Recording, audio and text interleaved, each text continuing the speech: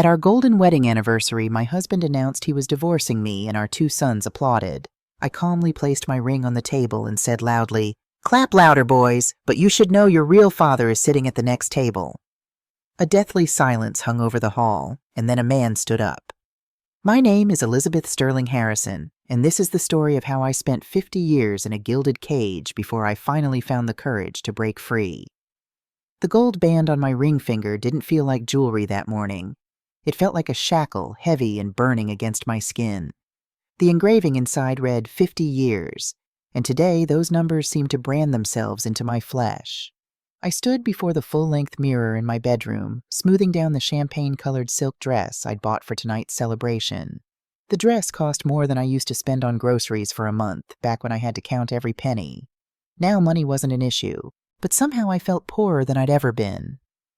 "Mrs. Harrison," Maria's soft voice came from the doorway. She'd been our housekeeper for 30 years, but more than that, she was the only real friend I had left in this enormous house. "Come in, Maria." I tried to smile, but my reflection betrayed me. My eyes looked hollow, ringed with the kind of tiredness that no amount of sleep could fix. Maria walked over her worn hands, gentle as she adjusted the clasp of my pearl necklace. In the mirror, I could see her studying my face. At 63, Maria was 7 years younger than me, but we'd both lived long enough to recognize pain when we saw it. "You look like you're preparing for battle, not a celebration," she said quietly. I laughed, but there was no humor in it. "Maybe I am." Through the bedroom window, I could see the gardens of our Charleston estate spreading out toward the Atlantic. The late afternoon sun painted everything gold, turning the ocean into liquid amber. It should have been beautiful. Instead, all I felt was trapped. And there by the pool, I saw him. My husband Scott, laughing at something his personal assistant Sienna was saying. She wore a red bikini that cost more than Maria's monthly salary, and she touched Scott's arm with a familiarity that made my stomach turn. I wasn't naive. I'd known about Sienna for 6 months. Before her, there'd been others. In 50 years of marriage, there had always been others. "Maria," I said softly, "do you remember what you told me last week about always having a choice?" She nodded, her dark eyes serious. "I do. I think I'm finally ready to make one." The Sterling Estate's grand ballroom was drowning in white lilies. Huge arrangements stood on every surface, their heavy, sweet scent mixing with the salt air that drifted through the open terrace doors. For the 200 guests arriving tonight, this would smell like luxury and success. For me, it smelled like a funeral. I descended the curved staircase slowly, one hand on the mahogany railing my father had installed when he built this house in 1968. Every step felt deliberate, final, like I was walking toward an ending I'd been avoiding for half a century. At the bottom, I paused. The foyer was full of caterers rushing back and forth, florists making last-minute adjustments, and musicians setting up their instruments in the ballroom. No one noticed me. After 50 years in this house, I'd become invisible in my own home, except to Maria, who appeared at my elbow with a glass of water. "Your blood pressure medication," she whispered, pressing 2 small pills into my palm. I swallowed them dry. I couldn't afford to be weak tonight. Not anymore. "Elizabeth," my oldest son Samuel's voice boomed from the ballroom entrance. At 46, he looked so much like Scott had at that age, it sometimes hurt to look at him. Tall, broad-shouldered, with that same confident stride that said he owned whatever room he walked into. But his eyes weren't gray like Scott's. They were amber brown, warm and deep.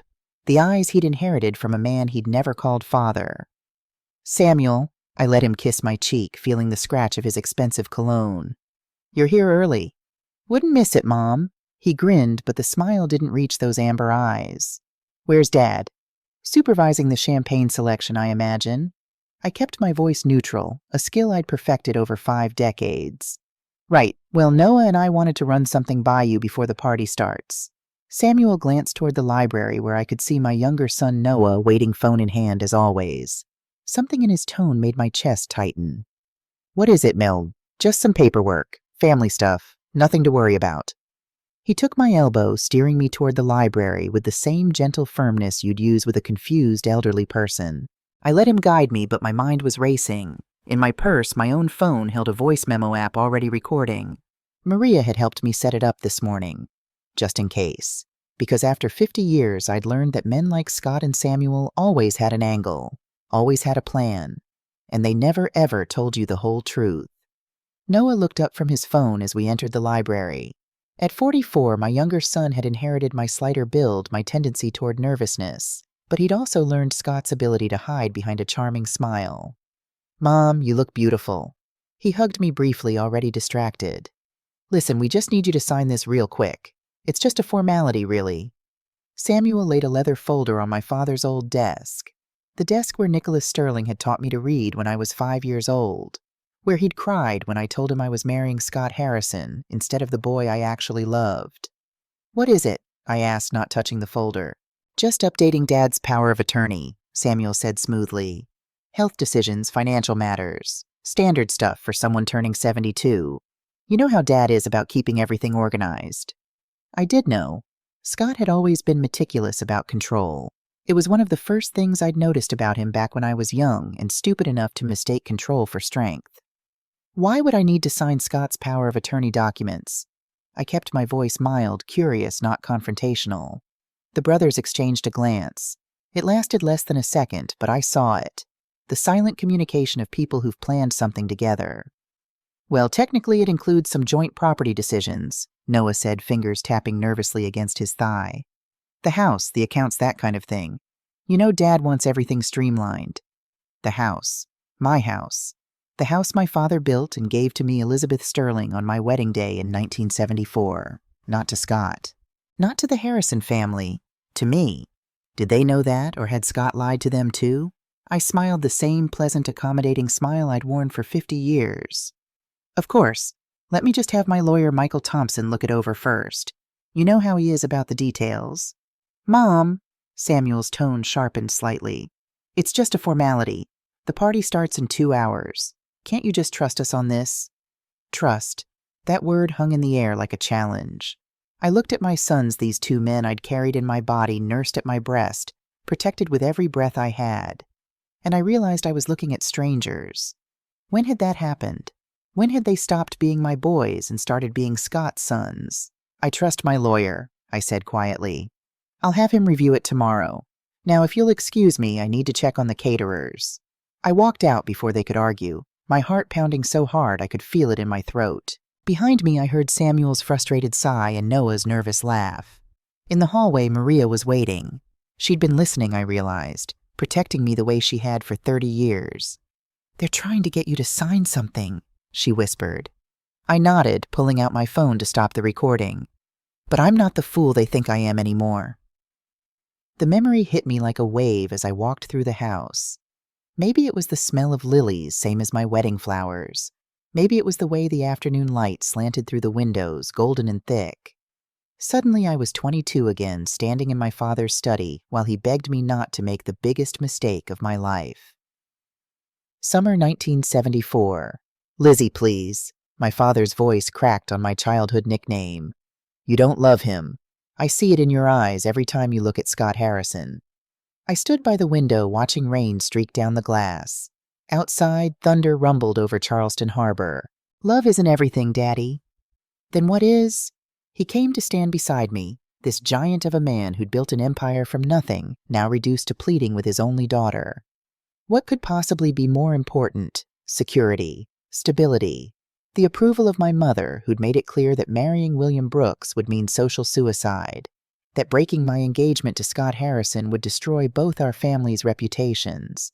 But I couldn't say that. So instead I said, "Scott can give me things William never could." What I didn't say was that I was already pregnant, that the child growing inside me belonged to William Brooks, not Scott Harrison, that I was terrified, desperate, and trapped in a web of my own making. "William loves you," my father said quietly. "I've seen the way that boy looks at you, like you hung the moon and stars." Tears burned my eyes. "William is poor, Daddy. He's a scholarship student with nothing but dreams. He's an architectural student with more talent in his little finger than Scott Harrison has in his entire body." My father's hands trembled as he gripped my shoulders. "Money doesn't buy happiness, Elizabeth. Take it from a man who has more than he knows what to do with." "But it buys safety," I whispered. "It buys security. It buys a future." I turned to look at my father, this man who'd given me everything, who wanted nothing but my happiness. and I saw my own fear reflected in his eyes. He knew. Somehow my father knew I was pregnant. "Lizzie," he said, voice breaking, "if you need help." "I'm marrying Scott in 2 weeks," I interrupted, pulling away from him. "Mother's already sent the invitations. The deposits are paid. It's too late to change anything." It's never too late. But it was. Because that morning I'd seen William's empty apartment. The note from my mother's private detective proving she'd paid him $10,000 to leave Charleston and never contact me again. William had taken the money and disappeared. And I was left holding pieces of a dream that would never come true. So I married Scott Harrison in a ceremony that cost more than most people earned in a year. And I buried my love for William Brooks so deep, I almost convinced myself it had never existed. Almost. The memory faded as I found myself standing in the present-day library, tears streaming down my face. I wiped them away quickly, reapplying my makeup in a compact mirror. 50 years. 50 years I'd lived with that choice. 50 years I'd told myself I'd done the right thing. But had I? Or had I been a coward choosing comfort over courage, security over love? "Mrs. Harrison." A young server appeared in the doorway. "The first guests are arriving." I straightened my spine, lifted my chin. For one more night I would be Elizabeth Sterling Harrison, the perfect wife, the gracious hostess. Tomorrow I could be someone else. Someone true. The ballroom glittered like something from a fairy tale. Crystal chandeliers cast rainbows across the white marble floors.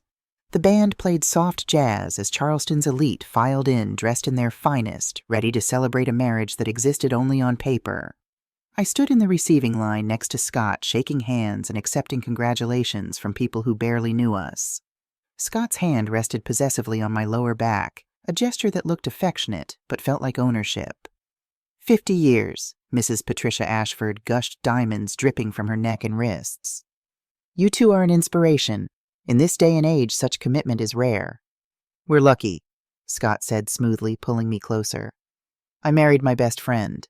The lie rolled off his tongue so easily. I wondered if he even remembered it was a lie anymore. "And you look radiant, Elizabeth," Patricia continued. "You must share your secret. How do you keep the magic alive after all this time?"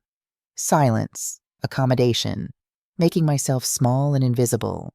But I smiled instead and said, "We never take each other for granted." More guests flowed past. Business partners who'd made millions with Scott. Politicians who'd benefited from his donations. Society women who'd known my mother and remembered when I was young and pretty and full of promise. Not one of them saw the real me. The woman who'd rationed her blood pressure medication last year because Scott forgot to transfer money into my personal account. The grandmother who hadn't been allowed to see her own grandchildren for 6 months because Samuel's wife decided I was too negative an influence. I was a prop, a decoration, a necessary accessory to Scott's image as a successful family man. And I'd let myself become that year after year, choice after choice, until I didn't recognize my own reflection. Elizabeth Samuel appeared with a stunning blonde woman I didn't recognize. "I want you to meet Jessica. We've been dating for a few months." Not his wife then. Samuel had been married and divorced twice already, churning through women the way Scott churned through mistresses, like father, like son. "It's wonderful to meet you." Jessica's smile was bright, but her eyes were calculating already, assessing the wealth on display. "This house is incredible. Samuel says it's been in your family forever." "My father built it in 1968, I said. "It's my wedding gift from him." "Oh, so it belongs to Scott now." Jessica's laugh tinkled like breaking glass. "Must be nice to marry into real estate." "Actually," I started, but Samuel cut me off. "Mom's being modest. The whole Sterling estate is part of the family holdings now. Dad's managed it brilliantly." Managed. Not owned. There was a difference, but Samuel either didn't know it or chose to ignore it. Across the room, I saw Noah with his arm around a redhead in a dress so tight it looked painted on. He was laughing too loudly, drinking too fast. The signs I'd learned to recognize years ago. My younger son had a problem with alcohol, one that Scott encouraged because real men know how to handle their liquor. The band transitioned into something louder.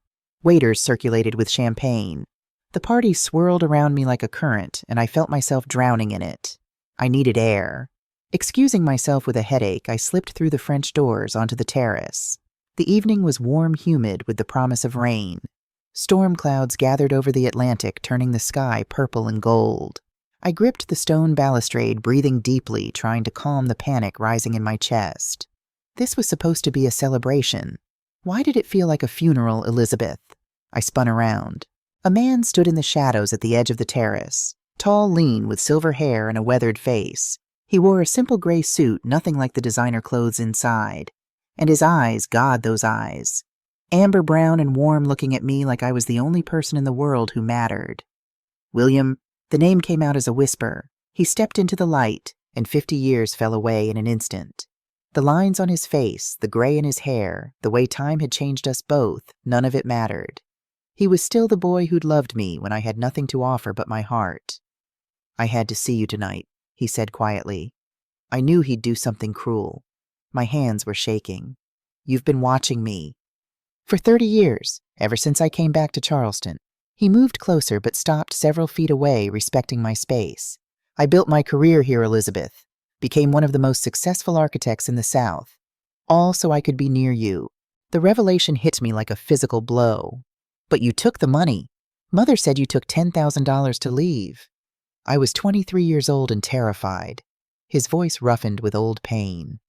Your mother's detective threatened to destroy my family, get my father fired, ruin my scholarship. I was a kid from nothing going up against the Sterling family fortune. So yes, I took the money and ran. You left me, I whispered. I came back. He pulled a folded piece of paper from his jacket. 10 years later, I returned that money with interest. Sent it to your mother with a letter telling her I'd become everything she said I'd never be. That I could provide for you, protect you, give you the life you deserved. He handed me the paper. It was a bank statement from 1984 showing a deposit of $30,000 into Carolyn Sterling's account. Attached was a handwritten letter in William's distinctive scrawl. Mrs. Sterling, I've returned your blood money with interest. I am now a licensed architect with my own firm. I own property in 3 states. I have no debts and excellent prospects. I came back for Elizabeth, but I'm told it's too late. That she has 2 sons, a husband, and a life that doesn't include me. If she ever changes her mind, tell her I'll be waiting. For as long as it takes. William Brooks, tears blurred my vision. She never told me. She never said a word. I know. I tried to see you, but your mother blocked every attempt. And then your father died, and I realized you were truly trapped. I had children. The words came out defensive, protective. I had Samuel and Noah. I couldn't just leave them. I know. His voice was gentle understanding. I've watched them grow up from a distance. Attended every public event where they might be. Saw them at graduations, award ceremonies, charity galas. Something in his tone made me look up sharply. You know, don't you, about Samuel and Noah? He nodded slowly. They have my eyes, Elizabeth. I'd have to be blind not to see it. The admission hung between us, 50 years of unspoken truth, finally given voice. I was pregnant when I married Scott, I confessed. 2 months along with Samuel. I was terrified, ashamed, desperate. My mother said marrying Scott was the only way to save the family's reputation. And Scott figured it out the day Samuel was born. Gray eyes run in the Harrison family, have for generations. When Samuel came out with amber brown eyes, I trailed off, remembering that terrible day. What did he do? He smiled. The memory still had the power to chill me. Congratulated me on the baby, kissed my forehead, and whispered in my ear that I'd just given him perfect leverage to control me for the rest of my life. William's jaw clenched. He's been holding it over you all this time. Not just holding it, using it, weaponizing it. I wrapped my arms around myself. Every time I tried to assert myself, Scott would remind me that with one word he could destroy the boys' lives. Tell them they were illegitimate. Cut them out of the Harrison inheritance. Ruin their reputations. So you stayed silent? I stayed silent, I agreed. And slowly, year by year, I disappeared. Until there was nothing left of Elizabeth Sterling but a ghost haunting her own life. William reached out, then stopped himself. I should have fought harder for you. We were children, I said. We didn't know how. And now, I looked back through the terrace doors into the ballroom. Scott was holding court near the champagne fountain, Sienna at his side like a trophy. Samuel and Noah were laughing with their dates, drinking, enjoying their privilege. None of them had noticed I was gone. They could probably stay at this party for hours without realizing I wasn't there. I'd spent 50 years making myself invisible. Maybe it was time to be seen. Now, I said quietly, I'm ready to fight back. William and I talked for an hour on that terrace, our voices low and urgent as we mapped out what came next. He told me about his life, the successful architecture firm he'd built, the buildings he'd designed all over Charleston. Some of them I realized with a jolt I saw every day without knowing he'd created them. The Cooper River Bridge restoration, he said. The new children's wing at the hospital. That art gallery on King Street you love. That was you. I'd walked past that gallery 100 times, admiring its clean lines and the way it captured light. It's beautiful. I designed it thinking of you. The way you used to talk about wanting to open a bookshop full of windows and comfortable chairs. The old dream hit me with unexpected force. Before Scott, before the boys, I'd wanted to teach literature. Maybe open a small bookshop where people could discover the magic of stories. Instead, I'd become a story myself, the tragic kind. William, I need to tell you something. I gripped the balustrade harder.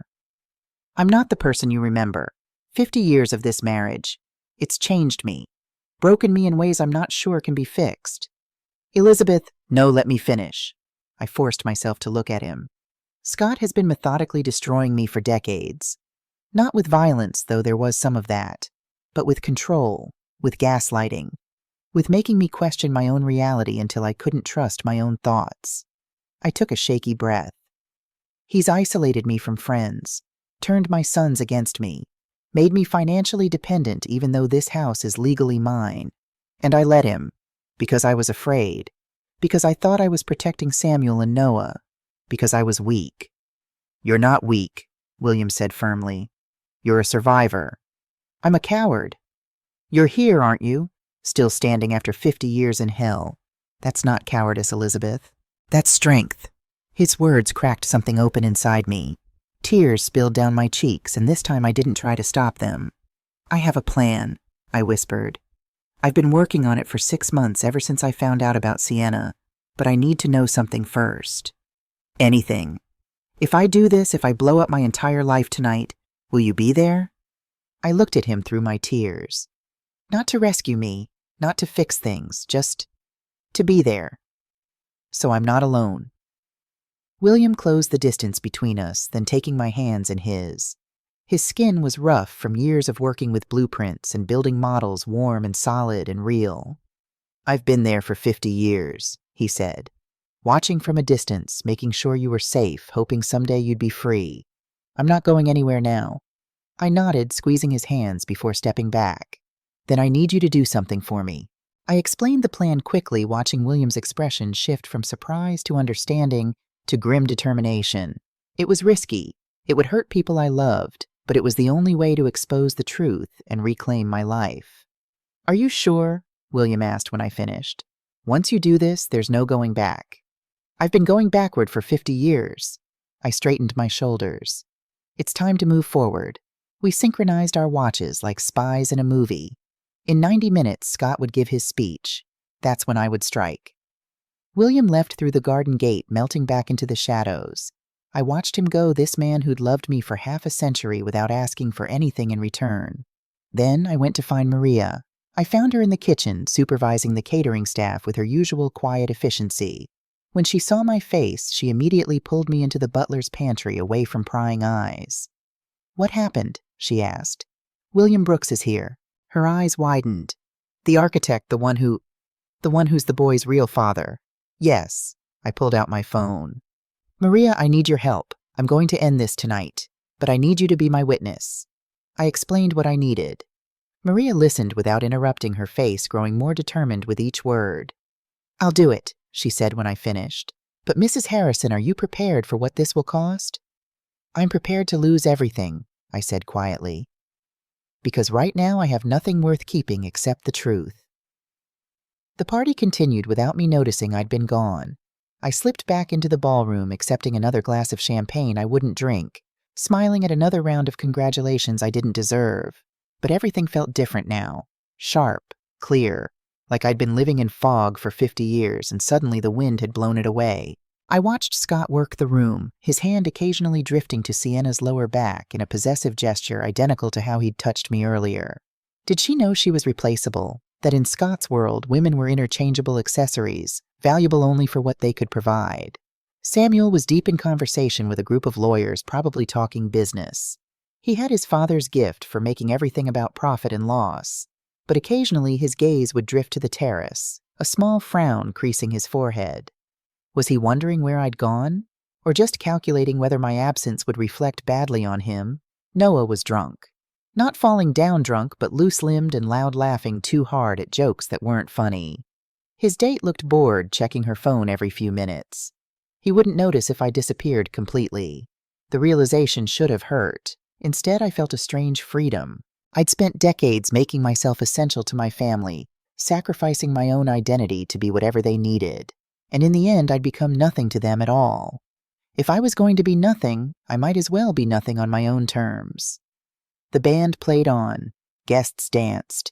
Waiters circulated with endless trays of champagne and hors d'oeuvres that cost more than many people's weekly groceries. The party rolled forward like a machine, perfect and cold and utterly without meaning. And I stood in the center of it all, invisible in plain sight, counting down the minutes until I set everything on fire. At 8 o'clock, the band stopped playing. The lights dimmed slightly. A spotlight fell on the small stage at the front of the ballroom where a microphone stood waiting. This was it. The moment Scott would give his speech thanking everyone for celebrating our 50 years of marital bliss. The moment he'd play the devoted husband one last time before filing for divorce tomorrow and running off into the sunset with Sienna. I knew because I'd seen the papers in his study. Found them 2 weeks ago while looking for aspirin. A divorce petition already filled out, just waiting for his signature.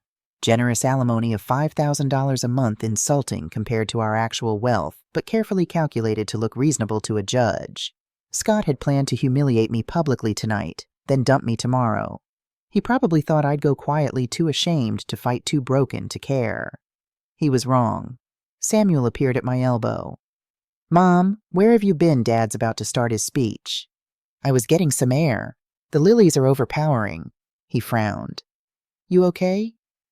You seem different." "I'm perfect, sweetheart." I patted his cheek, feeling the stubble of his 5 o'clock shadow. "Go stand with your brother. I want to see both my boys while your father speaks." Samuel's frown deepened, but he obeyed, crossing the room to where Noah swayed slightly next to the champagne fountain. I caught Maria's eye across the room. She nodded once, her hand in her pocket where her phone was already recording. Scott stepped up to the microphone, looking devastatingly handsome in his custom tuxedo. At 72, he'd kept himself in shape, his silver hair perfectly styled, his smile practiced and perfect. He looked like success, power, everything our culture taught women to value in a husband. He looked like a lie. "Thank you all for being here tonight," Scott began, his voice smooth and rich. 50 years, half a century. It's hard to believe how much time has passed since a nervous young man married the beautiful Elizabeth Sterling. The crowd murmured appreciatively. I smiled my dutiful wife smile, the one I could produce in my sleep. "We've built an incredible life together," Scott continued. "Raised 2 amazing sons. Created a legacy we're proud of. And through it all, Elizabeth has been—" He paused, seeming to search for the right word. The crowd leaned forward, waiting for the romantic declaration. "The perfect wife," he finished. Perfect. Not beloved, not cherished. Perfect. Like a performance that had finally reached its end. Scott's expression changed, then hardening in a way only I could recognize. I'd seen that look before, right before he did something cruel. But tonight on this milestone anniversary, I need to be honest with all of you. And with Elizabeth. Confused murmurs rippled through the crowd. This wasn't the script for a golden anniversary speech. "I'm filing for divorce." The silence was absolute. 200 people held their breath as one. "I've met someone who makes me feel alive again," Scott continued, gesturing to Sienna. "Someone who sees me not as a provider or a status symbol, but as a man. And at 72, I realize I don't have time to waste on a marriage that died decades ago." He looked directly at me then, and I saw it. The cruelty, the satisfaction. He was enjoying this, crushing me in front of everyone who knew us. "I hope Elizabeth will accept this with grace and dignity. She'll be well provided for. But it's time for both of us to stop pretending." He raised his glass. To new beginnings. And that's when it happened. Samuel and Noah, my precious boys who I'd protected and loved and sacrificed everything for, stepped forward and started clapping. The sound of my son's applause cut through me sharper than any knife could have. Not the polite, uncertain clapping of confused guests. This was enthusiastic, supportive, celebratory. Samuel raised his champagne glass high. Finally, Dad, a real man's decision. Noah laughed, that loose, drunk sound I'd heard too many times. About damn time. No more pretending we're one big happy family. The words hit me like physical blows. I gripped the edge of the nearest table to stay upright, my knuckles going white against the pristine tablecloth. Around the ballroom, guests exchanged shocked glances. Some looked horrified. Others intrigued, already calculating how this scandal would affect their social positioning. A few, the ones who'd never liked our family anyway, smiled behind their champagne glasses. Scott beamed at our sons with genuine pride. It was perhaps the most authentic emotion I'd seen from him in years. "Thank you, boys," he said into the microphone. "I knew you'd understand. You're Harrisons. You know the value of cutting losses and moving forward." Harrisons. The word echoed in my head. They thought they were Harrisons. They'd built their entire identities on a lie. And suddenly the grief crushing my chest transformed into something else. Something cold and clear and absolutely certain. I was done protecting liars. I stood up slowly, my silk dress rustling in the silence. Every eye in the room turned to me, expecting tears, expecting me to crumble, to beg to make a scene that would embarrass everyone. Instead, I smiled. "Well," I said, my voice carrying clearly without a microphone. "Aren't you going to clap louder, boys? Don't you want to show your father how proud you are?" Samuel's smile faltered. "Mom." "No, really." I walked toward the center of the room, each step measured and deliberate. "This is a celebration, isn't it? Your father is finally being honest. That deserves applause." I could see confusion in my sons' faces now. This wasn't the script. I was supposed to cry, to leave quietly, to disappear like I'd been doing for 50 years. In fact, I continued, reaching the spot where my wedding ring finger caught the light from the chandeliers. Let me contribute something honest to this evening. I twisted the gold band off my finger. After 50 years, it slid free surprisingly easily, as if it had been waiting to leave. The ring hit the marble table with a clear bell-like sound that seemed to echo forever. "Clap louder, boys," I said, looking directly at Samuel and Noah. "But you should know something first." The room held its collective breath. "Your real father is sitting at that table over there." I pointed to the far corner where William Brooks sat among the least important guests, the ones invited out of obligation rather than affection. Silence crashed over the ballroom like a tsunami. No one moved. No one breathed. Then William stood up. He moved with quiet dignity, crossing the ballroom floor, while 200 pairs of eyes tracked his every step. In his simple gray suit, he looked out of place among the designer tuxedos and couture gowns. But there was something solid about him. Real. Like everyone else was playing dress-up, and he was the only genuine person in the room. Samuel's face had gone sheet white. What is she talking about?" "Mom's drunk," Noah said, but his voice shook. "She doesn't know what she's saying." "I'm completely sober," I said calmly. "I haven't had a drop of alcohol all night. I needed to be clear-headed for this." Scott's expression was unreadable, frozen somewhere between shock and something else. Something that looked almost like relief. William reached the center of the room and stood beside me. Not touching, just present, a silent show of support. "Elizabeth," Scott said slowly, his voice still amplified by the microphone. "What game are you playing?" "No game, just truth." I turned to face him fully. "You want honesty tonight? Let's be honest. Tell everyone how long you've known that Samuel and Noah aren't your biological children." The gasp that went through the crowd was audible, but I kept my eyes on Scott, watching his face. And then he did something I never expected. He laughed. It started as a chuckle, then grew into full, genuine laughter that filled the ballroom. He laughed so hard he had to grip the microphone stand for support. "Oh, Elizabeth," he finally managed, wiping his eyes. "Thank you. Thank you for finally ending this charade." The room spun. This wasn't the reaction I'd anticipated. Shock, yes. Denial, probably. But laughter. "You think this is funny?" My voice cracked slightly. "I think it's hilarious." Scott straightened, his laughter dying, but a grin still playing at his lips. Ladies and gentlemen, let me share something my wife clearly thought was a secret. He gestured broadly to the crowd. I've known since the day Samuel was born that he wasn't mine. Gray eyes run in the Harrison family. Always have. When my supposed firstborn came out with brown eyes, Scott shrugged. Well, it doesn't take a genius to put two and two together, especially when your wife is still pining for her poor artist boyfriend. Architect, William said quietly. It was the first time he'd spoken. What? Scott turned to him. I was an architecture student, not an artist. William's voice was steady. And I'm an architect now, Brooks and Associates. We designed half the buildings you walk past every day. I saw recognition flicker across several faces in the crowd. Brooks and Associates was one of the most prestigious firms in Charleston. Wonderful, Scott said sarcastically. You became successful. Want a medal doesn't change the fact that Elizabeth married me, not you. Because your mother-in-law paid me $10,000 to leave town, William replied evenly, and threatened to destroy my family if I didn't. More gasps. The scandal was compounding by the second. Scott waved a dismissive hand. Ancient history.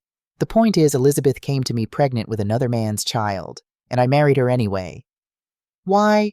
The question burst out of Samuel. He'd moved closer, his face a mixture of confusion and horror.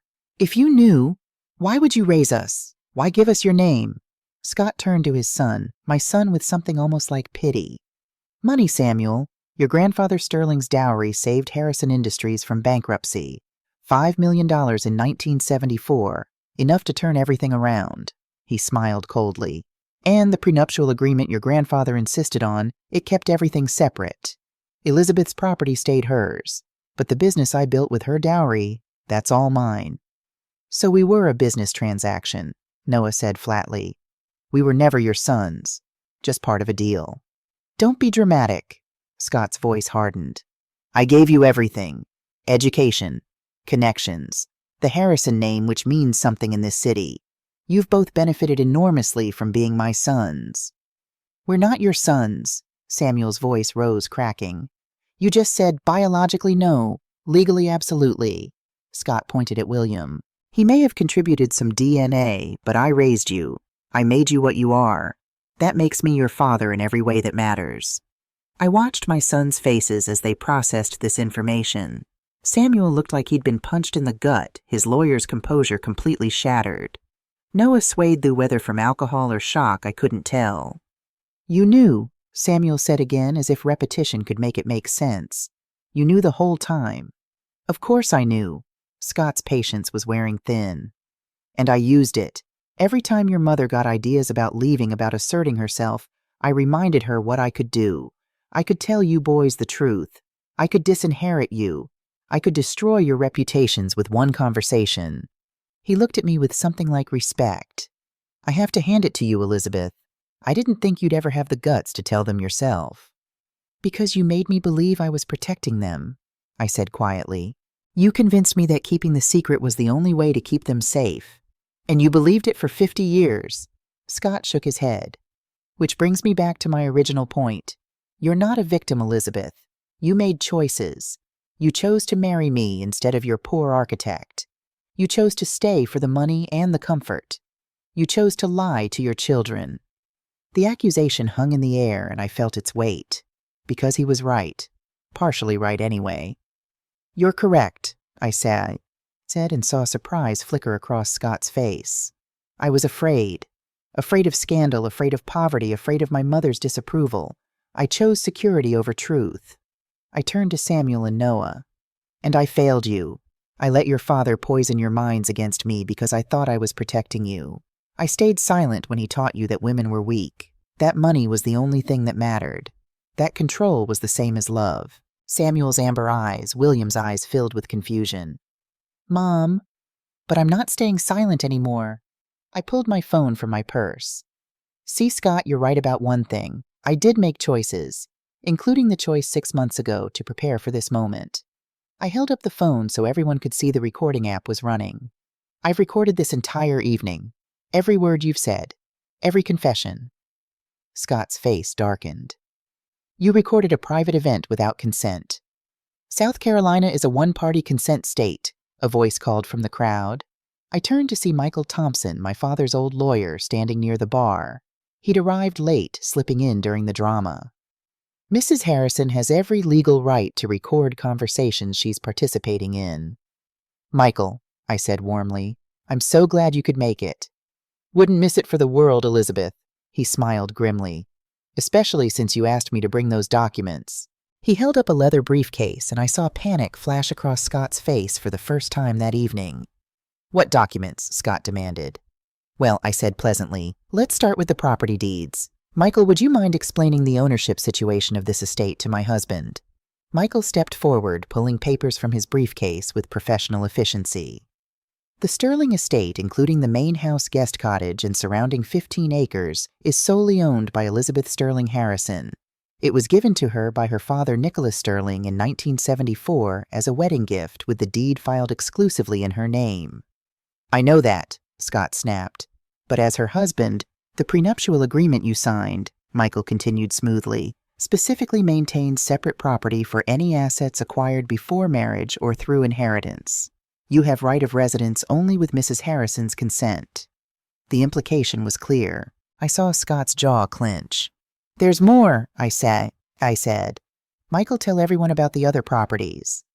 The lake house in Morrison that Mr. Harrison told the boys he'd purchased as an investment, actually inherited by Mrs. Harrison from her aunt in 1989. The Charleston townhouse used as Harrison Industries headquarters, purchased by Mrs. Harrison in 1995, using her personal inheritance, then leased to the company at below-market rates. Michael's smile was razor-sharp. Shall I continue? How dare you? Scott started. How dare I? My voice cut across his. How dare you? For 50 years you've told everyone you built an empire. You've let our sons believe they inherited Harrison wealth and Harrison success. But the truth is, you've been living off Sterling money the entire time. I turned to address the crowd. My father didn't just give Scott a $5 million dowry. He spent the next 20 years bailing out Harrison Industries every time Scott's business genius ran it into the ground. The 1982 expansion Sterling money, the 1990 acquisition Sterling money, the 2008 crisis survival Sterling money. That's not... Scott's face was red, now veins standing out on his forehead. It's all documented, Michael said, pulling out more papers. Mr. Sterling kept meticulous records, and when he passed in 2001, he left everything to Elizabeth, including detailed files of every loan, every bailout, every time he saved Harrison Industries from Scott's mismanagement. The crowd was utterly silent now. This was better than any soap opera. Samuel looked like he was going to be sick. Dad, is this true? It's business, Samuel. You wouldn't understand the complexities. I'm a corporate lawyer, Dad. I understand perfectly. Samuel's voice was cold. You've been lying to us our entire lives. About everything. Noah stepped forward surprisingly steady despite the alcohol. Let me get this straight. You're not our biological father. You only married Mom for her money. You've been living off her family's wealth while pretending you built your own empire. And you've been planning to divorce her and leave her with nothing. Not nothing, Scott protested. The divorce settlement, $5,000 a month, I interjected. That was your generous offer, wasn't it? For a woman whose family funded your entire lifestyle. Jessica Samuel's date suddenly spoke up. Wait, if Elizabeth owns all the property and her family's money funded the business, what exactly does Scott own? It was a good question. Everyone turned to Michael. Harrison Industries itself, Michael admitted. The company's stock and assets. Everything built with Sterling money became Harrison property because Elizabeth never asked for equity or ownership stakes. She simply gave her husband money whenever he needed it. Because I thought that's what good wives did, I said quietly. I thought I was supporting my husband's dreams, building a legacy for my children. I looked at Samuel and Noah. I gave everything to this family. My money, my property, my identity. And you know what I got in return? My voice cracked, but I pushed through. Last year I had to ration my blood pressure medication because Scott forgot to transfer money into my personal account. I've worn the same dress to 3 different charity events because I was too ashamed to ask for clothing money. I haven't seen my grandchildren in 6 months because Samuel's wife decided I was too negative. Samuel flinched. Mom, I didn't know. You didn't ask. The words came out sharp. When was the last time either of you called me just to talk? When was the last time you came to visit without wanting something? Silence. Damning, painful silence. That's what I thought. I turned back to Scott. But here's the thing about staying silent for 50 years. You learn things, you document things, you prepare. I nodded to Michael again. Tell them about the sale. Sale. Scott's eyes widened. What sale? Elizabeth finalized the sale of Sterling Estate this morning, Michael announced. Sold to the Charleston Women's Shelter Foundation for $8 million. Well below market value, but Mrs. Harrison wanted to ensure the property would be used to help women escaping abusive situations. The irony wasn't lost on anyone. Scott lunged forward. You can't. That's my home. You can't sell my home. It's not your home, I said calmly. It's my property. And as of 9 a.m. this morning, it belongs to the foundation. The new owners take possession in 2 weeks. 2 weeks? Scott looked genuinely panicked now. Where am I supposed to go? I don't know, Scott. Where were you planning for me to go after you divorced me? I tilted my head. Oh, that's right, you didn't care. You vindictive? He caught himself aware of the audience. We can fight this. I'll sue. You'll what? William spoke for the second time. Contest a legal sale of property you never owned. Good luck with that. Scott's eyes narrowed as he finally focused on William. You're behind this, aren't you? You convinced her to destroy me. I did nothing, William said quietly. I didn't even know Elizabeth was planning this until tonight. This was all her. Scott turned back to me, and for the first time I saw something like fear in his eyes. What else? What else have you done? Well, I said pleasantly, there's the matter of the Charleston townhouse, the one Harrison Industries uses as its headquarters. I'm terminating the lease. Market rate for that location is about $50,000 a month. You've been paying me $5,000 for the last 20 years. Scott's face went from red to purple. You're trying to bankrupt me. I'm simply charging fair market value. If Harrison Industries can't afford it, perhaps you should consider downsizing. I smiled. I hear there's some nice office space available in the strip mall on Highway 17. Someone in the crowd actually laughed, quickly stifled but there. Samuel held up his hands. Wait, stop. Everyone just stop. He looked at me with something that might have been respect. Mom, I need to understand. You've been planning this for 6 months. Planning to protect myself, yes. I found the divorce papers in your father's study. I knew what was coming. But the house sale, the lease termination, that's not just protecting yourself. That's revenge. No, I corrected gently. That's consequences. Your father has spent 50 years using my resources while treating me like a burden. He's humiliated me, controlled me, and isolated me. Now he gets to experience what it's like to build a life without my family's money propping him up. I paused. But Samuel Noah, I need you to understand something. This isn't about punishing you. You've done nothing wrong except believe your father's lies. We applauded when he announced the divorce, Noah said bitterly. We mocked you. That's not nothing. The admission hurt, but I nodded. You did, and that told me something important. It told me I failed as a mother. I was so busy being a perfect wife that I forgot to teach you to be good men. You want to talk about being good men? Samuel's voice rose. You lied to us our entire lives. You let us believe Scott was our father. I did. I agreed. And I'm sorry for that. But Samuel, I was 22 and pregnant. My mother had paid off the man I loved. I was terrified and ashamed and desperate. I made the best choice I could at the time. The best choice? He laughed harshly. The best choice would have been telling the truth. When I shot back. When you were 5. 10-15, when was the right time to tell you that your father wasn't your father, that you were conceived out of wedlock, that your mother was a liar? How about before we built our entire identities on being Harrisons? Noah shouted. How about before we spent 40-plus years thinking we were something we're not? You are Harrisons, Scott interjected. Legally, socially, that's what matters. No, William said firmly. He stepped closer to Samuel and Noah, looking at them with an intensity that made them both step back. You're my sons. You have my eyes, my hands, probably my stubborn streak, and my terrible sense of direction. He smiled slightly. I've watched you grow up from a distance. Saw Samuel win the state debate championship in high school. Watched Noah score the winning goal in the lacrosse finals. I was at both your college graduations, sitting in the back, just one more anonymous parent. Samuel's eyes widened. That was you at Penn. I remember seeing there was a man who looked like he was crying. I was, William admitted, because I was so proud of you, and so heartbroken that I couldn't tell you why. The emotion in the room was palpable. Several guests were crying now. This had gone far beyond scandal into something raw and human. Why didn't you fight for us? Noah's voice cracked. If you loved Mom so much, if you knew we were your sons, why didn't you do something? Because your mother asked me not to. William looked at me. She sent me a letter in 1979 right after you were born, Noah.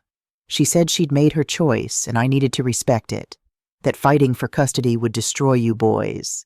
That the best thing I could do was stay away and let you have stable, privileged lives. He pulled a worn envelope from his jacket pocket. I've carried this letter for 44 years.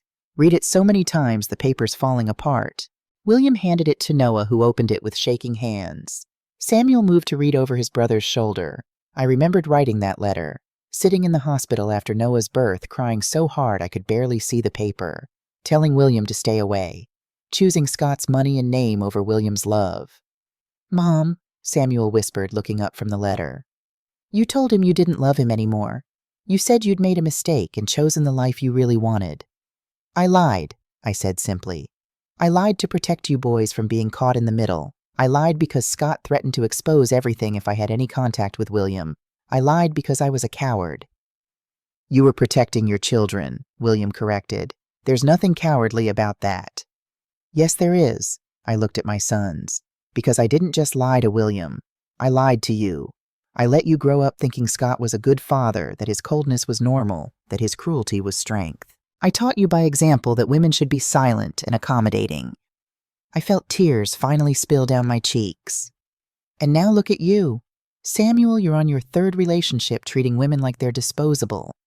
Noah, you're drinking yourself into an early grave. You've both become exactly what I was trying to protect you from. The words hit them like slaps. Samuel's face went white. Noah looked at the champagne glass in his hand like he'd never seen it before. That's not fair, Samuel protested weakly. It's true. I wiped my eyes. I see Scott in both of you. The way you talk about women. The way you prioritize money over people. The way you applauded when your father publicly humiliated me. We didn't know the whole story, Noah said.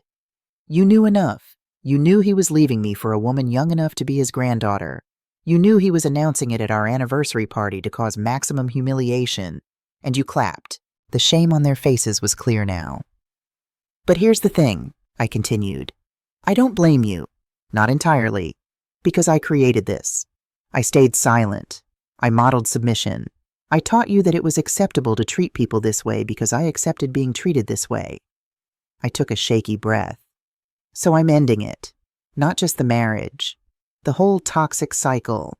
I'm selling the house, reclaiming my properties, and starting over. And you boys get to decide who you want to be. Harrison's defined by money and cruelty. Or Brooks men who hopefully can learn to be better. This is insane, Scott said, but his voice had lost its power. He looked around at the crowd, searching for allies. You're all witnessing a bitter woman's revenge fantasy. She's mentally unstable. I have 6 months of documentation that says otherwise, I interrupted. Letters to my therapist, journal entries, medical records showing the times I came to the hospital with suspicious injuries. Scott's face went pale. I never 1982, broken wrist from falling down the stairs. I counted on my fingers. 1990, concussion from walking into a cabinet door. 1997, bruised ribs from tripping in the garden. You're making this up, Scott hissed. Dr. Anthony at Charleston Medical kept excellent records, Michael said. She's prepared to testify if necessary. Testify, Scott's voice rose. You're taking me to court. Only if you contest the property settlements, I said calmly. If you accept the divorce terms I'm offering, we can part ways quietly. What terms? Scott looked suspicious. You keep Harrison Industries and all business assets. I keep all Sterling family properties and inheritances. We split personal assets 50-50, and you pay me $2 million for 50 years of unpaid emotional labor. Someone in the crowd gasped. Scott looked like he was choking. $2 million, you're insane. I'm being generous, I corrected. Adjusted for inflation and opportunity cost, I should be asking for at least 5. but I'm willing to settle for 2 in exchange for a quiet divorce and no criminal charges." "Criminal charges," Scott sputtered. "For what? Domestic violence, financial abuse, fraud regarding the source of company funds." I ticked them off. "Michael has documented everything. So you have a choice, Scott. 2 million and walk away clean, or we air every piece of dirty laundry in court." I could see him calculating. Scott always was good with numbers. "And if I refuse, then I hold a press conference tomorrow. Tell every newspaper, every business journal, every society page exactly how Harrison Industries was really built.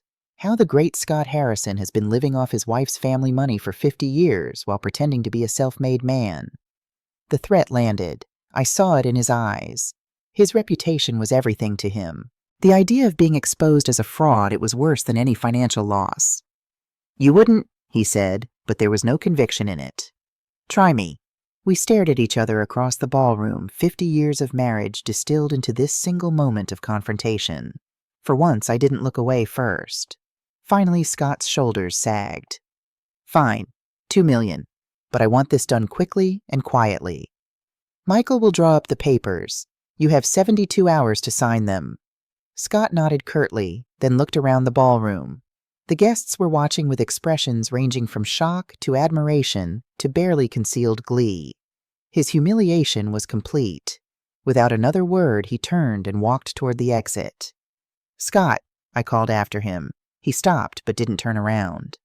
"Sienna's gone," I said. "She left about 20 minutes ago. I saw her drive away while you were talking." He looked back then, and I saw the realization hit him. His mistress, his new beginning, had abandoned him the moment his wealth and power were threatened. Scott Harrison walked out of his golden anniversary party alone, leaving behind a room full of witnesses to his downfall. The crowd erupted into chaos the moment he left. People surged forward, some congratulating me, some asking questions, some just wanting to be part of the drama they'd witnessed. But I only saw 2 people. Samuel and Noah stood together looking lost. 2 grown men, successful by any measure, suddenly uncertain about everything they thought they knew about themselves. I walked toward them. The crowd parted like water. "Mom," Samuel started, but I held up my hand. "I need you both to understand something," I said quietly. "I love you. I have always loved you. Every choice I made, even the wrong ones, were because I loved you." "You should have told us," Noah said, but his voice was gentle now. "We deserved to know." "You did, and I'm sorry." I looked from one to the other. "But you're adults now. You get to choose what happens next. You can hate me for lying. You can hate William for existing. You can hate Scott for being cruel. Or you can decide to be better than all of us." "How?" Samuel asked. "How do we even start therapy?" I said bluntly. "Individual and family. Because we're all broken and we need professional help to figure out how to heal." I pulled 2 business cards from my purse. "Dr. Rebecca Foster. She specializes in family trauma. I've been seeing her for 6 months. She's expecting calls from both of you if you want them." Samuel took the cards, staring at them like they were written in a foreign language. "And if we're not ready," Noah asked, "then I'll wait." I smiled through my tears. I waited 50 years to find my courage. I can wait a while longer for you to find yours. William appeared at my side, then his presence solid and reassuring. Samuel and Noah looked at him, really looked at him for the first time. The resemblance was unmistakable. The eyes, the jawline, the way they all 3 tilted their heads the same way when thinking. "I don't expect anything from you," William said to them. "I have no right to claim you as sons, but if you ever want to know who I am, what your genetic history is, where those eyes and that stubborn streak came from, I'm here." "Why?" Samuel asked. "Why would you want a relationship with us? We're not kids. We're grown men who just publicly humiliated our mother." "Because you're Elizabeth's sons," William said simply. "And I love her. I've loved her for 50 years. That means I care about what she cares about. And she cares about you." Noah laughed bitterly. "Even after we applauded Dad Scott's announcement." "Especially then," I said. "Because that moment showed me exactly how much damage I'd done by staying silent. And it gave me the courage to finally tell the truth." The guests began filtering out, unable to resist the urge to gossip about what they'd witnessed. I received an odd mixture of cold shoulders and warm hugs. Charleston society would be divided about this for years. Maria appeared with my shawl. The caterers are packing up. Do you want them to save any food? Donate it to the shelter, I said. All of it. She nodded approvingly. And your overnight bag is in the car. I packed it this morning like you asked. Thank you, Maria. I hugged her. For everything. For 30 years of friendship. Where will you go? She asked. I have a cottage. On the other side of Charleston near the coast. Small, simple, mine. I'd bought it 3 months ago under my maiden name Sterling. 1 bedroom, a tiny kitchen, a porch that faced the ocean. Nothing like this mansion. But it was mine in a way this house had never been. Samuel overhead. You already have somewhere to live. I told you, I've been planning this for 6 months. You really are leaving, Noah said, sounding surprised. Yes, the new owners take possession in 2 weeks, but I'm going tonight. I've spent enough nights in this house. Mom, Samuel reached for me, then stopped. I don't know what to say. Then don't say anything yet. Take time. Think. Decide who you want to be. I touched his cheek gently. And when you're ready to talk, you know where to find me. I turned to William. Walk me out. He offered his arm, and I took it. Together we walked through the now empty ballroom, past the wilting flowers and abandoned champagne glasses, past the detritus of a party that had turned into a revolution. Outside, the night was warm and clear. Stars scattered across the sky like diamonds. My car waited in the circular drive packed with everything I truly needed, which wasn't much. You're really doing this, William said. I'm really doing this. What happens now? I looked up at him, this man who'd loved me faithfully for 50 years without asking for anything in return. Now I figure out who Elizabeth Sterling is, I said. I've been someone's daughter, someone's wife, someone's mother for so long, I've forgotten how to be just myself. And us? He asked carefully. There is no us, not yet. I saw the flash of pain in his eyes and quickly continued. William, I can't go from one relationship to another. I need time to be alone, to heal, to learn how to stand on my own. I understand. But I said, squeezing his hand, I would very much like to get to know you, as friends, as equals, not as star-crossed lovers or broken people clinging to each other. He smiled. I'd like that too. Good. Then maybe we can have coffee next week. Talk about architecture and literature and everything we've missed in 50 years. It's a date, or not a date, a friendly meeting. I laughed, the sound surprising me. When was the last time I genuinely laughed, Elizabeth? Samuel's voice came from the doorway. He and Noah stood there backlit by the light from inside. Yes. Would it be okay if we called you tomorrow, maybe when we're sober and less confused? I'd like that very much. And, Noah hesitated. The therapy thing. Dr. Foster. I think I might call her too. Hope bloomed in my chest. That would make me very happy. They nodded and went back inside. I knew it would be a long road.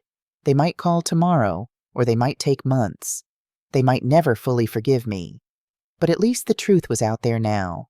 At least we had a chance to build something real instead of living in lies. I slid into my car, William closing the door gently behind me.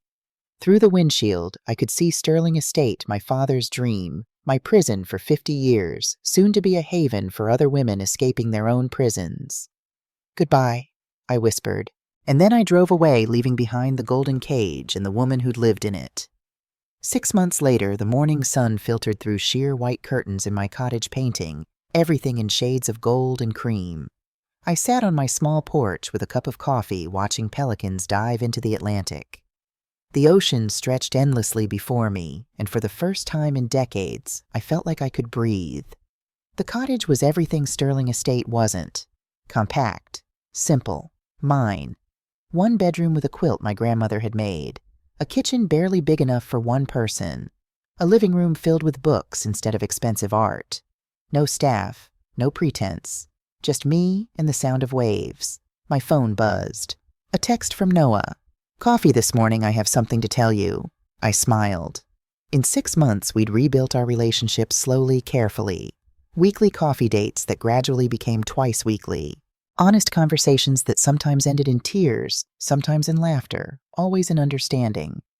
Bean and brew at 10, I texted back. Perfect. Love you, Mom. Those 3 words still made my heart catch. For so many years, love in my family had been transactional, conditional. Now it was becoming real. I showered and dressed in jeans and a simple cotton blouse, clothes I chose because I liked them, not because they projected the right image. Another small freedom I'd claimed. The drive to Bean and Brew took me past what used to be Sterling Estate. The Women's Shelter Foundation had transformed it beautifully. The gardens were still immaculate, but now children played there. Women sat on the terrace I'd once cried on planning their new lives instead of mourning old ones. I'd visited once 3 months ago, gave a generous donation, and told them my story. By the end, half the women were crying, and the director asked if I'd consider teaching a weekly class on financial independence. I taught my first class last week. 15 women ranging from 22 to 68, learning how to open bank accounts, read credit reports, and plan budgets. Learning the practical skills I'd never bothered with because Scott controlled everything. We were learning together. It was healing for all of us. Noah was already at the coffee shop when I arrived, sitting at our usual table by the window. At 44, he looked healthier than I'd seen him in years. The puffiness around his eyes was gone. His skin had color. He'd been sober for 5 months and 12 days. He told me the count every time we met, pride evident in his voice. Mom, he stood to hug me, and I breathed in the scent of his cologne, a different brand than he used to wear. Everything about him was different now. Better.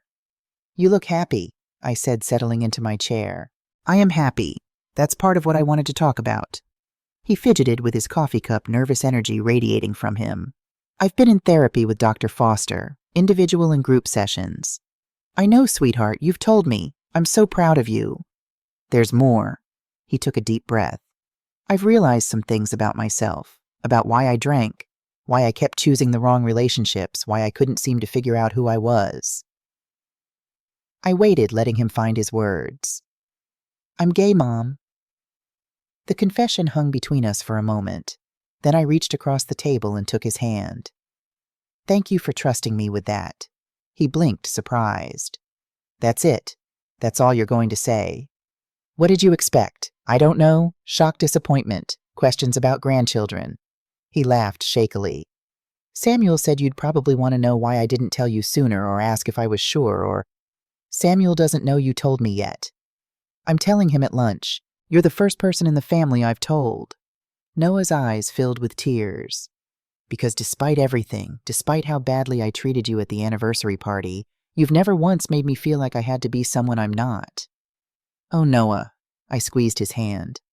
You treated me badly because you'd been taught that's how men show strength. You were following Scott's playbook because you didn't know there was another way to be. I should have known better. You were doing the best you could with what you'd been taught. We all were. I smiled through my own tears. But you're learning now, becoming who you really are. That takes courage. I have a boyfriend, he said shyly. Patrick. He's a teacher, elementary school. He's kind and patient and nothing like the women I used to date to prove something I'm not. I'd love to meet him when you're ready. Really. Really. Noah, I spent 50 years hiding who I was, pretending to be what everyone expected. I wouldn't wish that on anyone, especially not my son. I paused. How do you think Scott will react? Noah's expression darkened. I don't care. I haven't spoken to him since the anniversary. He's tried calling, texting, even showed up at my office once, but I have nothing to say to him. He's still your father, legally. He's a stranger who shares my last name, for now. Noah pulled out his phone and showed me a document. I'm filing to change my name legally. Noah Brooks. The name hit me hard. William's going to cry when he hears that. Good tears, I hope. Noah smiled. He's been amazing, Mom. Meeting with me every week, telling me stories about his side of the family, teaching me about architecture. Did you know I inherited his artistic ability? I've started painting. It's therapeutic. I didn't know. That's wonderful. Samuel's struggling more, Noah admitted. He's in therapy too, but he's angry. At you, at Scott, at William, at himself. Doctor, Foster says it's normal that anger is part of the process. Has he spoken to Scott? They had lunch last month. It didn't go well. Samuel demanded answers about the business, about the money, about why Scott raised us knowing we weren't his. Scott apparently told him to stop being dramatic and focus on the future, not the past. I could hear Scott's voice in those words. Dismissive, controlling, refusing to acknowledge the pain he'd caused. "How's Samuel handling the business?" I asked. Noah's expression turned grim. "Not well. Harrison Industries is hemorrhaging money. Without your properties, without the cheap rent, without the sterling safety net. Turns out Scott wasn't the business genius he pretended to be." "How bad is it?" I asked. "Bad enough that Samuel's been approached by 3 different companies wanting to acquire Harrison Industries at a fraction of its supposed worth." Noah pulled up another document on his phone. Scott mortgaged everything trying to maintain appearances, took out loans using the business as collateral.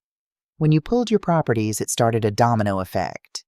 I felt a complex mixture of emotions: satisfaction that Scott was facing consequences, guilt that my sons were caught in the fallout, concern about what this meant for their futures. "Samuel's going to lose his position on the board," Noah continued. "The company will probably be sold within 6 months. Scott's already looking at bankruptcy." "And Sienna?" Noah snorted. "Long gone. Last I heard, she's engaged to a tech billionaire in Seattle. She sent Scott a thank you for the experience card. He apparently threw it at the wall hard enough to crack the plaster." Despite everything, I felt a twinge of pity for Scott. To build your entire identity on success and power, only to lose it all. "Don't," Noah said, reading my expression. "Don't feel sorry for him, Mom. He did this to himself. And he's learned nothing. He actually called me last week asking if you'd be willing to invest in saving the company. Said it was the least you could do for your son's inheritance." "What did you tell him?" "I told him I didn't want an inheritance built on your suffering, that I'd rather be poor and honest than rich and cruel." Noah smiled. Then I hung up. It felt good. My phone buzzed. A text from Michael Thompson. "Scott signed the final divorce papers. It's done. Congratulations on your freedom, Elizabeth." I showed Noah the message. He raised his coffee cup. "To freedom and new beginnings." We clinked cups and I felt something settle in my chest. Official, legal, done. I was no longer Elizabeth Sterling Harrison, just Elizabeth Sterling again. The name I was born with reclaimed. "There's one more thing," Noah said. "The anniversary party. Someone recorded it. Not just the audio on your phone, actual video. It's been circulating on social media." My stomach dropped. "What? One of the guests posted it. It's gone viral. Over 5 million views. There are think pieces about elder abuse, financial manipulation, toxic masculinity. You're kind of famous, Mom." He showed me his phone. There it was, grainy video footage of the anniversary party. Scott's announcement. The applause. My revelation. The entire spectacle captured and shared across the internet. The comments were varied. "This woman is my hero, finally standing up after 50 years. Both of them are toxic. She committed paternity fraud. The sons applauding their mother's humiliation is disgusting. I went through something similar. This made me cry." Thousands of comments. Millions of views. My private hell turned into public entertainment. "I'm sorry, Mom. I know this isn't what you wanted." "It's okay," I said slowly. And surprisingly, I meant it. If my story helps even one woman find the courage to leave, then maybe the exposure is worth it. "You've gotten letters," Noah said. "Actual letters. Hundreds of them. They're being sent to Michael's office. Women thanking you, sharing their own stories, asking for advice." "I don't know what advice I could give. I barely know how to manage my own life." "You know more than you think. You survived. You escaped. You're rebuilding." Noah squeezed my hand. "That's everything." We talked for another hour about his job. He'd been promoted, his boyfriend Patrick, who was apparently shy but wonderful, his art. He showed me photos of surprising, beautiful watercolors and his dreams for the future, a small gallery maybe where he could display local artists. This was my son. Not the angry, lost man who'd applauded my humiliation, but someone finding his authentic self. It was beautiful to witness. When we parted ways, I sat in my car for a moment processing. 6 months ago, I'd blown up my entire life, and somehow impossibly things were getting better. My phone rang. "Samuel." I hesitated, then answered. "Hello, sweetheart." "Mom," his voice was strained. "Can we talk in person?" "Of course." When now I'm outside your cottage. I drove home faster than I probably should have, worry gnawing at me. Samuel had been distant these past months. Polite when we spoke, but guarded. He was still processing, still angry. When I pulled up, he was sitting on my porch steps, looking out at the ocean. In his expensive suit, he looked out of place against the weathered wood and salt-worn paint. "Hi," I said, climbing the steps. "Hi." He didn't look at me. "Nice view." "It is." I sat beside him, leaving space between us. "What's wrong?" "Everything." He laughed bitterly. "Everything is wrong, and I don't know how to fix it." "Tell me." Samuel was silent for a long moment, staring at the waves. Finally, he spoke. "Jessica left me. My second wife, Alexandra, called to tell me she's engaged and thinks I should know I'll never see my daughter again unless I get therapy. The law firm asked me to take a leave of absence because my personal issues are affecting my judgment, and Dad Scott, whatever I'm supposed to call him, is blaming me for not controlling you." He turned to look at me then, and I saw how exhausted he was. Dark circles under his eyes, new lines around his mouth, the weight of everything crushing him. "I'm so angry, Mom, all the time. At you for lying, at Scott for using us, at William for existing, at myself for not seeing it sooner." His voice cracked. "I'm 46 years old and I don't know who I am. Everything I thought I was, Harrison Eyre, successful lawyer, good son, it's all built on lies." "Not all of it," I said gently. "You're a brilliant lawyer. That's real. Your education, your skills, your mind, those belong to you. But the opportunities, the connections, the doors that opened because I was a Harrison," he shook his head. "How much of my success is actually mine, and how much was bought with your family's money?" It was a question I couldn't answer, one he'd have to work through himself. "Samuel, can I tell you something I've learned in therapy?" He nodded. "We're all products of our circumstances, but we're also more than that. Yes, you had advantages. Yes, some doors opened because of the Harrison name, but you still had to walk through them, still had to do the work, still had to earn your reputation." I paused. "The question isn't whether your past success was real. The question is what you do now, who you choose to be moving forward."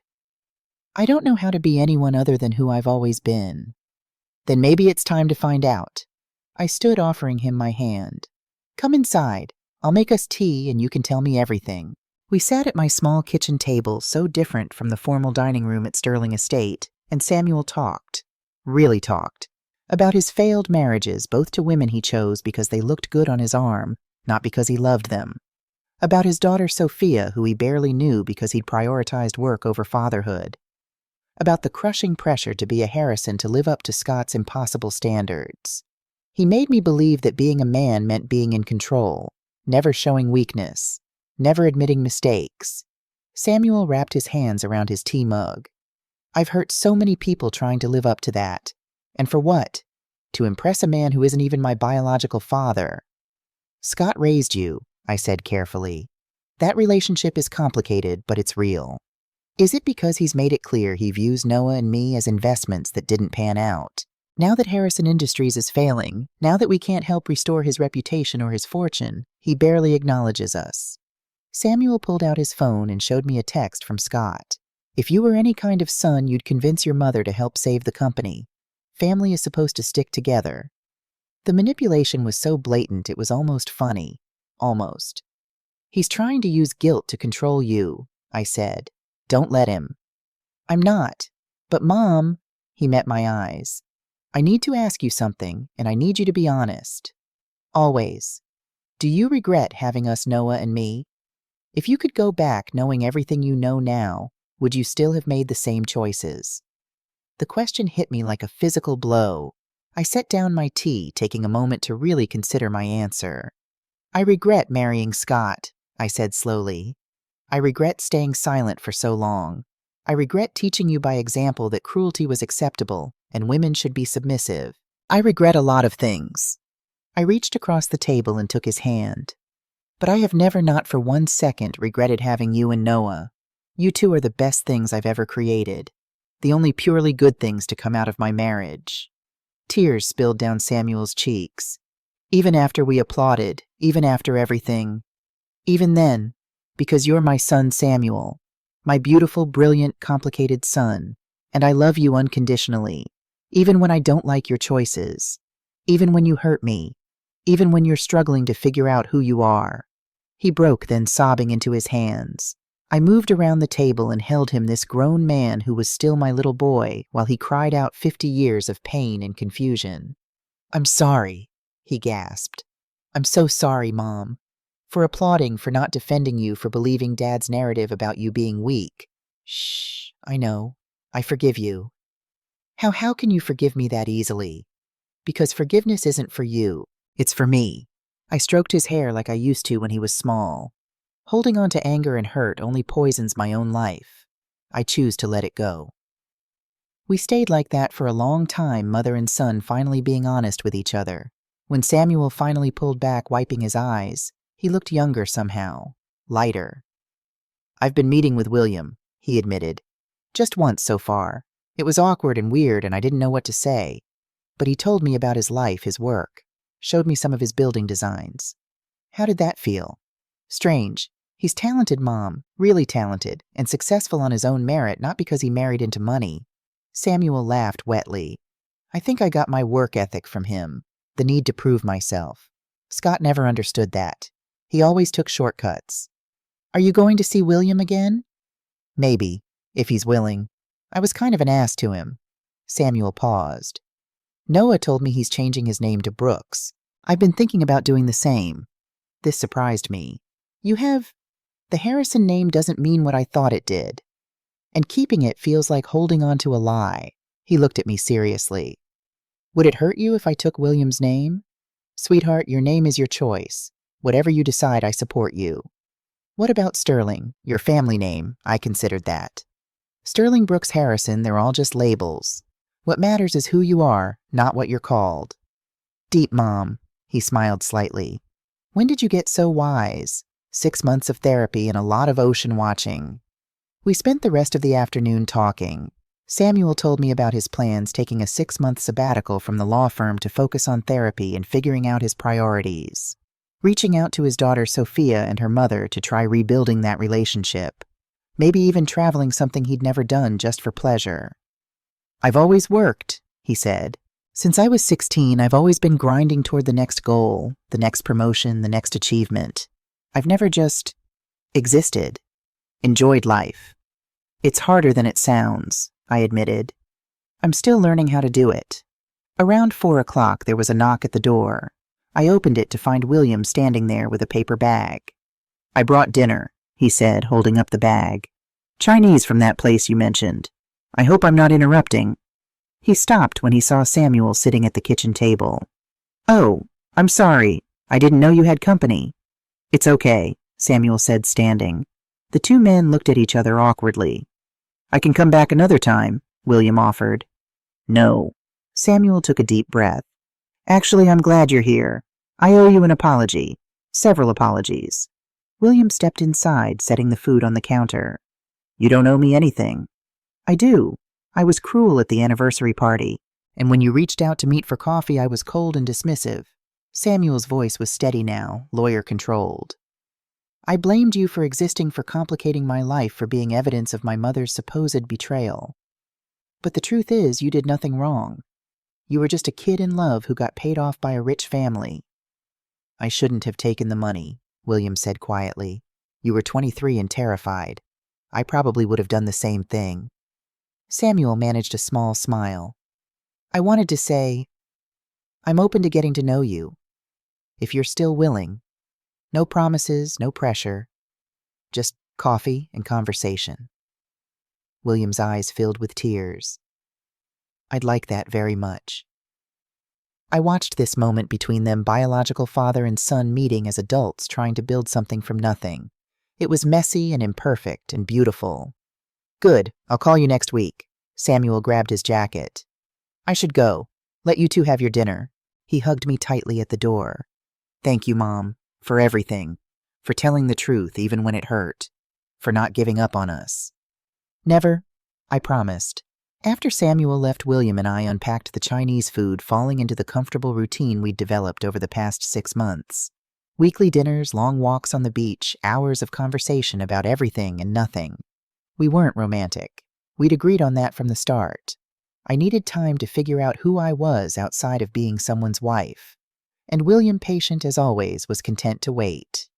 Samuel seems better, William said, opening containers of lo mein and kung pao chicken. He's getting there. They both are. I grabbed plates from the cabinet. Noah came out to me today. He's gay, has a boyfriend named Patrick. How do you feel about that? Relieved, happy for him, proud that he trusted me enough to tell me. I paused. Also a little sad that he felt he had to hide it for so long. That the environment Scott and I created made him feel like he couldn't be himself. You can't take all the blame for that. I know, but I take some of it. I served food onto both plates. How was your day? Interesting. I got a call from the Charleston Women's Shelter Foundation. They want to commission a second building, a job training center. They asked specifically for me to design it. William, that's wonderful. They said it was your idea, that you suggested they expand. I felt myself flush. I may have mentioned that job training would help the women become financially independent, and that I knew a brilliant architect who'd give them a fair price. He smiled, that warm expression that still made my heart flutter after all these years. You're trying to help me even now. I'm suggesting mutually beneficial arrangements. The foundation needs a building. You need projects. Everyone wins. We ate in comfortable silence for a while, watching the sun set over the ocean through my kitchen window. Elizabeth, William said eventually, can I ask you something? Of course.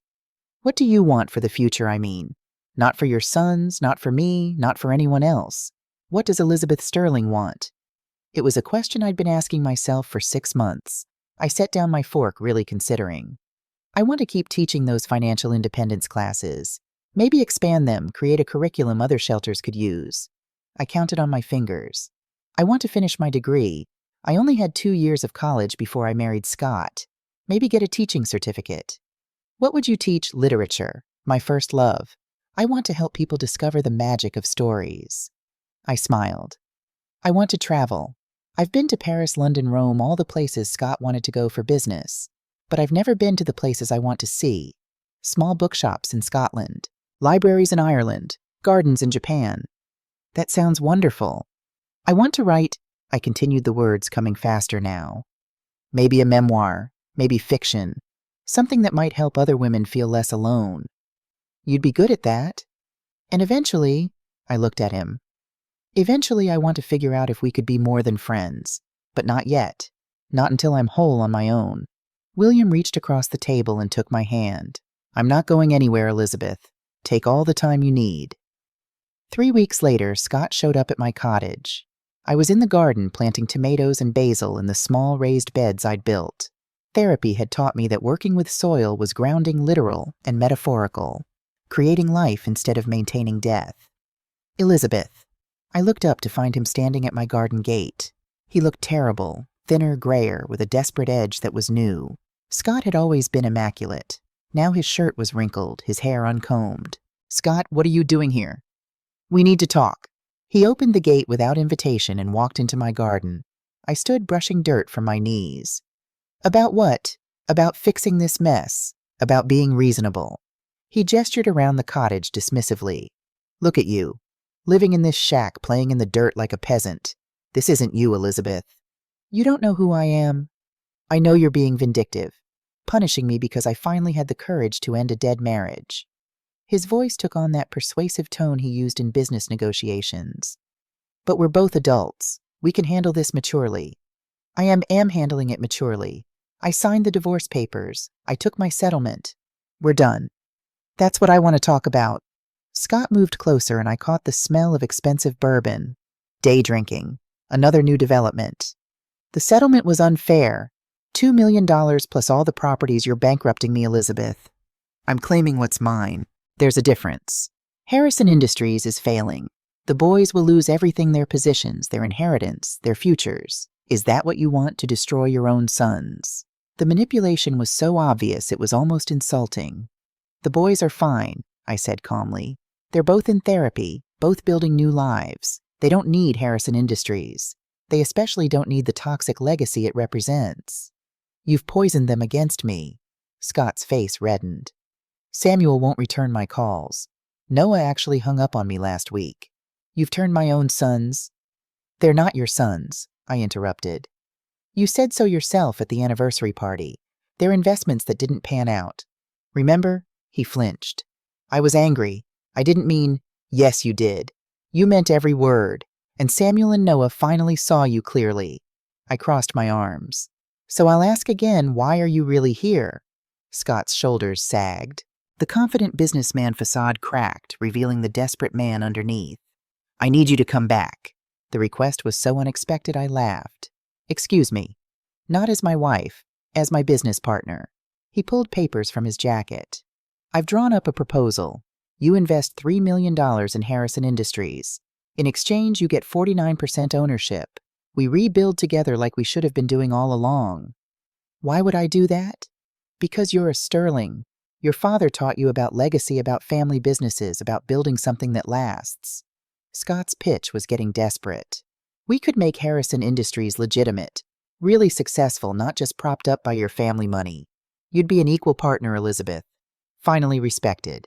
I stared at him, this man I'd been married to for 50 years, and felt nothing but pity. Scott, I don't want to be your partner. I don't want to rebuild your company. I don't want anything from you except to be left alone. You're being selfish. Yes, I agreed. For the first time in my life, I'm putting myself first, and it feels wonderful. His expression turned ugly. You think you're better than me now? Living in this cottage, teaching at a women's shelter, playing at being independent. You're nothing without me, Elizabeth. You're a 70-year-old woman with no real education, no career, no prospects. In 5 years, you'll be alone and forgotten. Maybe, I said. Or maybe I'll be surrounded by people who actually care about me.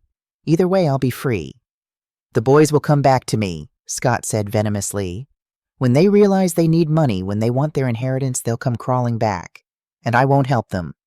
I'll tell them it's your fault for being stubborn. Then that's your choice, just like it's their choice whether to believe you. I walked to the gate and opened it. Goodbye, Scott. Don't come here again. If you need to contact me, go through Michael Thompson. You'll regret this. He didn't move. You're making an enemy of me, Elizabeth. You have no idea what I'm capable of. I lived with you for 50 years. I know exactly what you're capable of. I met his eyes steadily. And I'm not afraid of you anymore. That's what you can't stand, isn't it, that I finally stopped being afraid? For a moment I thought he might actually get violent. His fists clenched, his face went purple, his whole body tensed. But then his phone rang. He glanced at it and his expression changed to something like panic. This isn't over, he said, but there was no conviction in it. He answered the phone as he walked away. Yes, this is Scott Harrison. What? No, you can't. I need more time. His voice faded as he got into his car and drove away. I stood in my garden heart, pounding knees, shaking. Maria's voice echoed in my head from months ago. You look like you're preparing for battle, not a celebration. I'd won my battle, not with grand gestures or dramatic confrontations, but with quiet persistence, with therapy and truth and the courage to walk away from everything I'd known. My phone rang. Samuel. Mom, are you okay? Scott just called me ranting about how you refuse to help him and you're destroying the family legacy. He sounded worried. Did he threaten you? He tried. I'm fine. I sat on my porch steps, letting my heart beat slow. How are you? Better, actually. I had lunch with Sophia today, my daughter. We talked for 3 hours. Really talked for the first time in years. His voice was full of wonder. She's amazing, Mom. Smart and funny, and she's studying environmental law. She wants to save the world. She sounds wonderful. She asked about you. Wanted to know if the viral video was really her grandmother. Samuel laughed. I think she's impressed. She called you badass. I don't know about that. I do. You stood up to a man who controlled you for 50 years. You told the truth even though it destroyed your comfortable life. You chose freedom over security. He paused. That's the definition of badass, Mom. We talked for a while longer. Samuel told me about his plans to take Sophia on a trip, just the two of them rebuilding their relationship. About his therapy breakthroughs. About a woman he'd met in his art class who was age-appropriate and kind and laughed at his jokes. I'm not dating her, he clarified quickly. I'm not ready for that. But it's nice to know that when I am ready, there are good people out there. There are, I agreed. So many good people. After we hung up, I sat watching the ocean as the sun set, painting the sky in shades of pink and gold. Tomorrow, I'd teach my financial independence class. Next week, I'd start my online literature course. Next month, William and I were planning a trip to Savannah, just as friends to visit bookshops and historic libraries. My life was small now, quiet. Nothing like the grand existence I'd had as Mrs. Scott Harrison with the big house and society parties and important connections. But it was mine. Completely, authentically mine. And that made it perfect. The launch party for my book was nothing like my anniversary party had been. Instead of 200 society guests in a ballroom, there were 50 people in a small bookshop on King Street. The one William had designed with big windows and comfortable chairs and the smell of old paper and new coffee. The Gilded Cage, a memoir of finding freedom after 50 years, sat in stacks on a table near the door. My face smiled from the back cover, a professional photo, but more importantly, an honest one. No perfect makeup, no forced smile. Just me, Elizabeth Sterling, author and survivor. Samuel stood near the refreshments table with Sophia, who'd driven down from her college for the event. Noah was there with Patrick, their hands intertwined, openly affectionate, in a way that made my heart sing. William browsed the shelves, giving me space to celebrate my achievement, but ready if I needed him. Maria sat in the front row, pride radiating from her face. Michael Thompson had bought 10 copies to give to clients.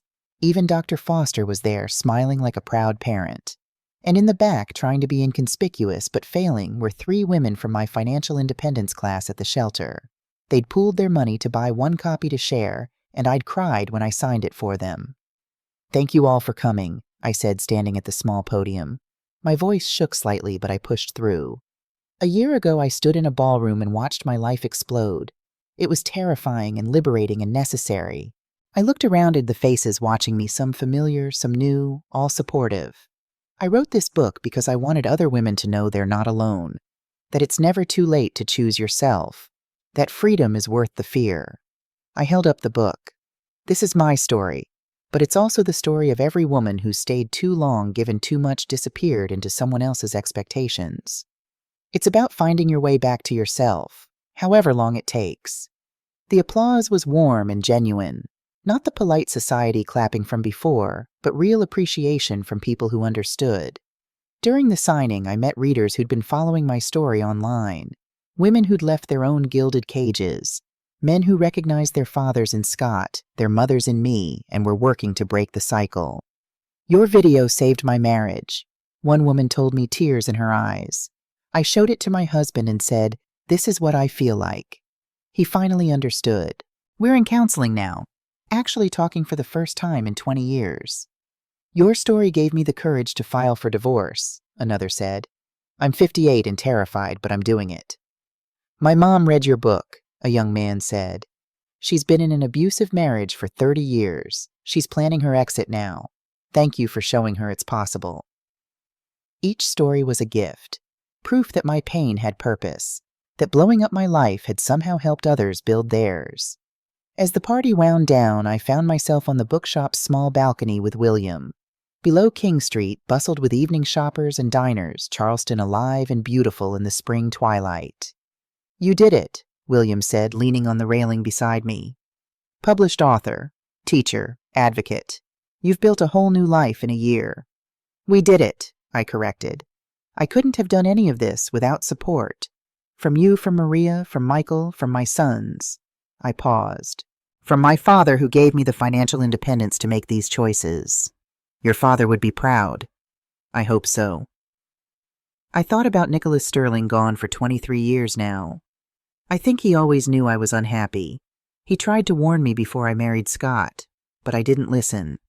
"You were 22 and pregnant and scared. You did what you thought you had to do." "I did, and I paid for it for 50 years. I turned to look at William. "But I'm not paying anymore." He smiled, that gentle expression that had barely changed since we were young. "No, you're not." "William, I've been thinking. About Ned, about us, about what comes next." I took a deep breath. "I'm ready, if you are, to try being more than friends." His eyes widened. "Are you sure I don't want you to feel pressured?" "I'm sure. I've spent a year learning who I am, and one of the things I've learned is that I still love you. Maybe I never stopped." "Elizabeth," His voice was rough with emotion. I don't want to get married again. Maybe not ever. And I like my cottage, my independence, my space. But I'd like to officially be your partner, to build something together as equals. I'd like that too. He took my hand, and unlike Scott's possessive grip, this felt like partnership. We'll go slow, figure it out as we go. Exactly. We stood there watching the city lights come on one by one, two people who'd loved each other for 50 years finally getting their chance. Below, I could see Samuel helping Sophia into his car, their relationship rebuilt and growing stronger. Noah and Patrick walking hand in hand, comfortable in their skin and their love. Maria chatting with Michael, old friends, celebrating a victory they'd both helped achieve. My family. Not the family I was born into or married into, but the family I'd chosen and built. Imperfect, complicated, real. What are you thinking? William asked. That I'm 71 years old and I'm finally starting my life. I laughed. Better late than never, right? Much better. He kissed my forehead gently. What's next? Another book. More classes, world domination. Maybe all 3. I squeezed his hand. But first, I think I'd like to take that trip to Ireland we talked about. Visit those bookshops and libraries. Maybe scatter some of my father's ashes in the sterling homeland. I'd be honored to come with you. As my official boyfriend, I tested the word, feeling silly and wonderful at the same time. As your official boyfriend, he confirmed, grinning. Though at our age, maybe we need a different term. Gentleman friend, companion, a partner, I decided. You're my partner. Partner it is. 2 years after the anniversary party, I stood in the garden of what used to be Sterling Estate, now the Charleston Women's Shelter. The roses I'd planted decades ago still bloomed, but now children played among them, and women sat on benches planning their futures. I was here to teach my weekly financial independence class, but I'd arrived early to walk the grounds. So many memories here, some painful, some beautiful, and all part of my story. Grandma, I turned to see Sophia running toward me, followed more sedately by Samuel and a pretty woman with kind eyes, Claire, his girlfriend of 6 months. They'd met in therapy, bonding over their shared journeys of healing. What are you doing here? I asked, hugging Sophia. Dad said you were teaching today. I wanted to sit in on the class if that's okay. I'm thinking about volunteering here this summer, and I wanted to see what you do. My heart swelled. I'd love that. We walked toward the main house together, Samuel telling me about his latest case. He'd started taking pro bono family law cases, helping women navigate divorces and custody battles. I use what I learned from you and Scott, he said. I know all the manipulation tactics because I watched him use them, and I know how to fight back because I watched you finally stand up. Using your pain for purpose, I said. I'm proud of you. I'm proud of you too, Mom. He gestured around the estate. This place has helped hundreds of women in 2 years. That's your legacy, not the Harrison name or society status. This. Inside, 20 women waited for my class. Some were young, fleeing abusive boyfriends. Some were my age, finally escaping after decades. All of them were brave, terrified, hopeful. Welcome, I said, standing at the front of the room. Sophia sat in the back, notebook ready. I'm Elizabeth Sterling, and I'm going to teach you something I wish I'd learned 50 years ago, how to build financial independence, so you never have to depend on anyone who hurts you. As I taught, explaining bank accounts, credit scores, budgets, and boundaries, I looked around the room, at faces rapt with attention, hungry for knowledge that could save their lives. This was my purpose, my redemption, my freedom. After 50 years in a gilded cage, I'd finally learned to fly. And I was teaching other women they had wings too.